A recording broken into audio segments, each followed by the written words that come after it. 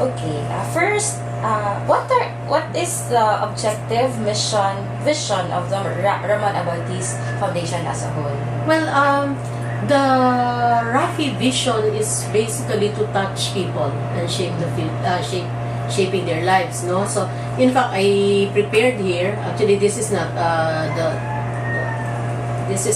prepared by me because I wanted to discuss, because what I've seen from your guide questions is that you wanted to know the program. So, since I was just informed, I think last Friday afternoon, and I was not able to look at this, so I just went through the slides, no? Well, our vision is really to touch people and shape the future. Why touch? Because we want the people to also believe in themselves and have confidence, have hope, so that what we want to happen is that we'll just touch, not be there all the time, because we want them to be self-reliant, resilient people. So that's why it's touching the people and shape the future. So in the process, we would like to help them through that. Now, our promise right now, because we went through a branding process, is that we want to elevate lives through a comprehensive approach in social development that champions best practices in social development. So that's our brand promise right now. So ang among mission in touching people and shaping the future is basically to transform lives, no? And be able to sustain that, for them to be able to sustain that in the future when Rafi is no longer helping them. I believe you have a lot of projects. Yes, we have a lot of projects. I'll just go through it, no? Actually, we have 5 focus areas. We have the integrated development, and under that you have, the IDU and our Cancer Center, the Eduardo J. Aboitiz Cancer Center. And then, of course, we have microfinance and entrepreneurship as another focus area. And then we have the culture and heritage that promotes Cebu culture, and, of course, handling the Casa Gordo Museum. And we have another focus area, which is the leadership and citizenship, and another one is the education. So there are 5 focus areas. Now, all of these focus areas have different projects. So with integrated development, we have the Our Cebu program. No, so it's a 5-year development program. Ako na lang kung anong no problem. It's a 5-year development program geared towards strengthening governance systems. No, so we're partnering actually with all the 52 cities and municipalities of Cebu, wherein the vision is making Cebu an ideal place to live, work, play, invest, and do business. So that's what we do with the Our Cebu program, and it's being implemented together in partnership also with the province of Cebu. So we're working closely with the province of Cebu. Okay. For our microfinance program, of course, we are really an institution that provides access to financial resources to women micro-entrepreneurs. So right now, we have 18 branches. We have over 23,000 clients covering in the entire Cebu province, and we have expanded to Bohol. We have 5 branches in Bohol and 3 branches in Leyte. So our mission is really to provide access for them. Of course, also for them to have a sustainable livelihood and be able to sustain the requirements of the family. So we are looking into the aspect of them being able to have enough income to support the family requirements in terms of eating at least 3 meals a day, and then being able to save for the education, and of course to increase their wealth, and the other requirements, shelter for the family. But most of our clients normally would invest in the education and shelter in the family, but of course expand their business enterprises. Would you like to know you have encountered along the way with the projects and partnerships with organizations? I think I don't like to say that there are challenges, but I think the success of the programs of Rafi is basically rested on those 3 attributes, because we really do our research, and then we also we seek expertise, and we even want if there are things that we normally do not possess, we do our research, we do our studies, we even send our people uh, where best practices are. We normally aim for best practices. That's why, let's say for example, in our Mega Cebu project, uh, we want to have smarter cities. We want Cebu to be a smart city in the future. 50 years from now, I think the vision is in 2050, because we want to address the problems now of how Cebu should be in 2050 with all the problems in transportation, communication, the population is growing. How will Cebu be in 2050? So there are smart cities. I think for one, Vancouver is one, Yokohama is one. So we actually really work together with the province and really go and see how systems work, how processes are being established in these best practices that we see. And we actually work with them and then work with institutions that can help us promote and be able to implement this program. So basically, it's really tapping partners, tapping expertise where we don't possess. Yeah. I heard a lot of positive feedback with your microfinance and Mhm. entrepreneurship program. Can you walk me through with your process for the microfinance? How you select the area? What are the methods? How you train people and until the monitoring and evaluation? Okay. Now, microfinance, as you are well aware, is a an initiative that was established by Yunus in Bangladesh. It's banking with the poor. Whereas before, nobody believed that you can actually lend to the poor. But Yunus was able to establish that actually the poor can pay if only you provide them with the right interventions that they need. So, uh, thus, when we established the Rafi Microfinance program way back in 1998, we were still called the Cebu Micro Enterprise Development Foundation at that time. So we just switched names to Rafi Microfinance about 2 years ago when we did our branding. No? Basically, the process involves, well, it's a tedious process actually because it's not the mainstream market that you are trying to tap. These are the people who are in the entrepreneurial poor level. Sometimes you cannot even say that they are the entrepreneurial poor, but they are what we call the vulnerable poor. So there are basically three. If we want to shorten the levels, no, there are what we call the poorest of the poor, the middle poor, and of course the non-poor. Although in our identification, when you say non-poor, they're just within more or less the at least having more than 221 pesos in terms of income. So that's basically just being able to feed a family of 4 children, no? So, anak. So, we are targeting the middle poor, no? So, what we call the entrepreneurial poor, who have more or less basic capacities and technical know-how to run a micro enterprise. So, these micro enterprises are of different nature. Some of them are into the buy and sell business, merchandising. Of course, there are small manufacturing businesses, and about 80% I think of our clients are into agriculture. So agriculture meaning they can be farmers, they can be livestock growers, no, or they can just be doing the buy and sell of this farming materials. Now, we implement a very strict discipline in implementing the microfinance program. So when we speak of a strict discipline, we aim for zero tolerance in terms of non-payment of loans. No, so why is it that way? It's because that when they start, when they want to become a member of the program, they do not become members immediately. We screen them out. First, maybe I would like to start with the selection of the area.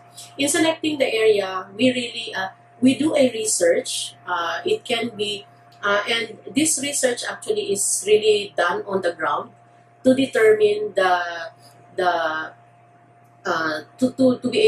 to be able to determine first if there's economic activity in the area. Second is to find out how many are the poor households living in that area. So with that, we of course we have statistics from the National Statistics Office, and then we also work with the DSWD because they have this data now on their NHTSP program, wherein they were able to identify where the poor are concentrated. So we normally tap on that in selecting the area. Now, when we go to the area, we really go around to determine what is the economic activity, because it's very important for us to be able to determine that. Because if there's economic activity, then there should be micro entrepreneurs in the area. So once we are able to determine that there are, so we normally tap the local government units. So from the municipality, we go down to the level of the barangays to talk to them, be able to get statistics as well if there are people really, I mean, in terms of the population, in terms of the number of households that need help. Now, and then we conduct orientation seminars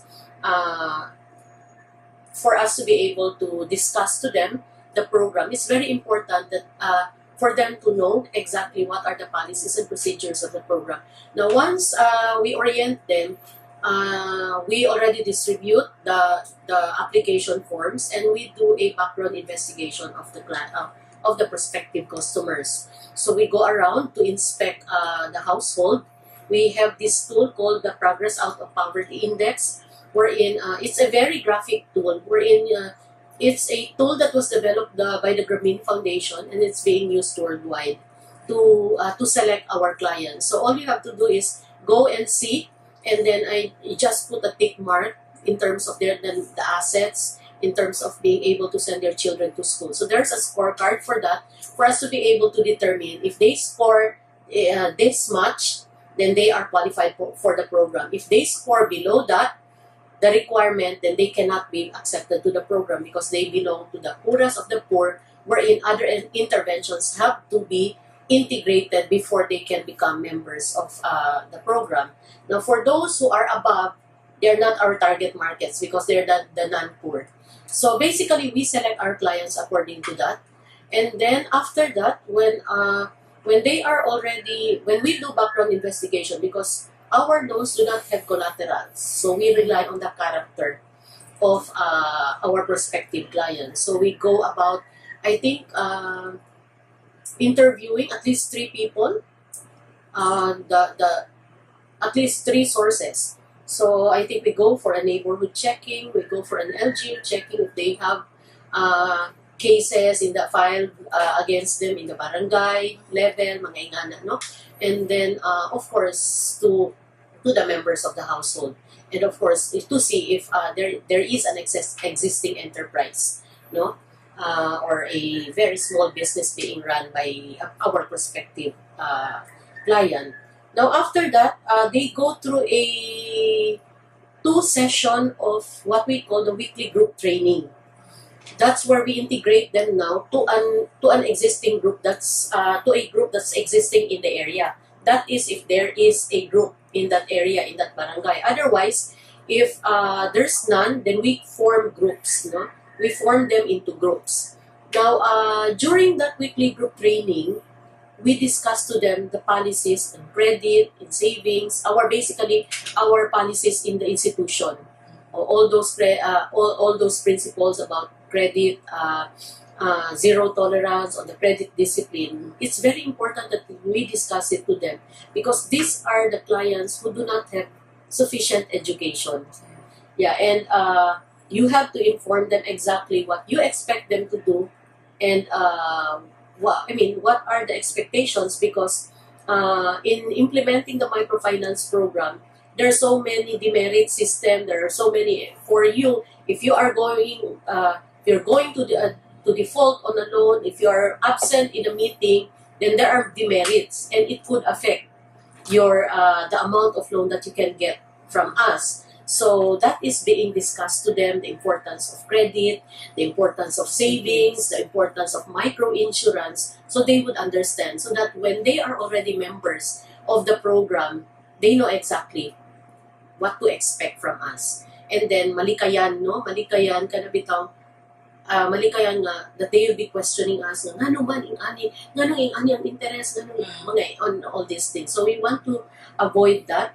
And of course, that's basically their first kanang kuana, their first glance into the financial literacy program, no? Our first in their initial taste of the financial literacy program. So that's very important to us and to them, no? Para malikaya nato. So once they pass the credit investigation and then the WGT, they are now ready to become members, no? So kanang WGT, we normally invite them to attend that because we want them to understand how important a center meeting is.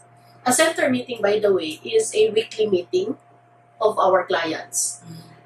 It's where they come on a weekly basis for us to be able to collect loans, release loans, for them to make their savings, make their contributions to the microinsurance program. So that's where all the transactions, the financial transactions happen. No, so it's a 1 hour weekly meeting.